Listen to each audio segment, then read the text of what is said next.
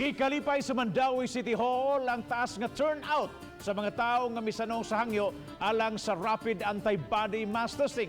Giklaro hinoon sa syudad nga di rekisito ang rapid testing sa mga kumpanya nga mubalik na silang trabaho. Ang report ni Nico Serino.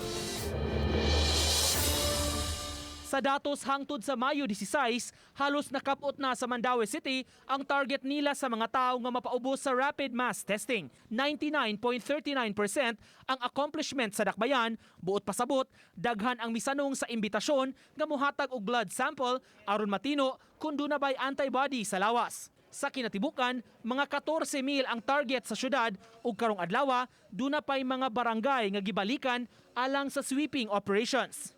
Ongoing man gahapon o karon posible man gani mulapas ta sa 100% and dako po pasalamat ni Mayor no sa ato ang mga kaigsunang Mandawihanon nga nisanong gyud sa tawag o hangyo ni Gisubli sa City Hall, makatabang ang resulta sa mass testing aron ma-map out ang stratehiya sa dakbayan batok sa COVID-19. Ang magpositibo sa antibodies ikumpirmar sa swab test aron matino kung COVID bagyod ang mitakboy kaniya.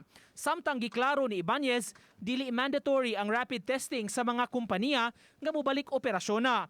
Apan gidasig ang mga empleyado nga mapaubos niini. kay di-follow man ta sa DOH guidelines. We are highly encouraged mao sa nagibutang nato sa tong EO nga we highly encourage the employers to subject their employees for rapid testing para man sa niskayuhan sa mga businessmen and employers nga makaibaw sila. Uban ni June Solon, Nico Sereno, Balitang Bisdak.